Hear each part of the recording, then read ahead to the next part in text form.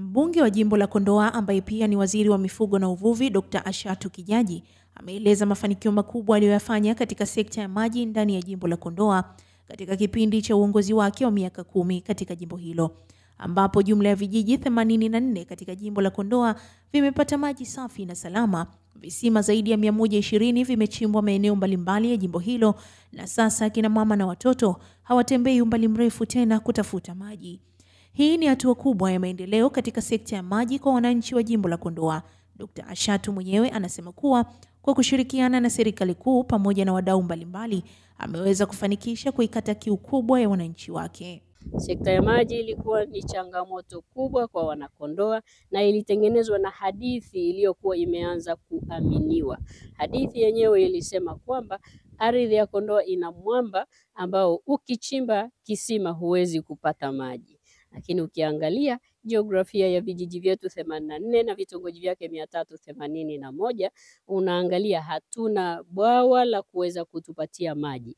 Sasa swali lilikuwa tu ni kwamba Mungu ametuleta sisi kuja kuteseka hapa duniani. Nikasema hapana, Ashatu rejea nyumbani. Nikarejea mwaka 2015. Leo narejea hapa baada ya kuwa tumeifanya kazi kubwa sana.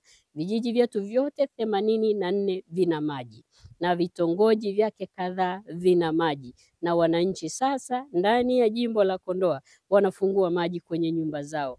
Yamewezekana kwa sababu tulikuwa na nia thabiti ya kuwatumikia wanakondoa, na bado tuna nia thabiti ya kuwatumikia wanakondoa. Ni juzi tu tumetoka pale kata ya Kwadelo, tumezindua mradi mkubwa sana ambao sasa kijiji chote cha Kwadelo na majirani zake hawana tatizo tena la maji. Mlichokiona Kwadelo kinaonekana kwenye vijiji vyetu vyote 84.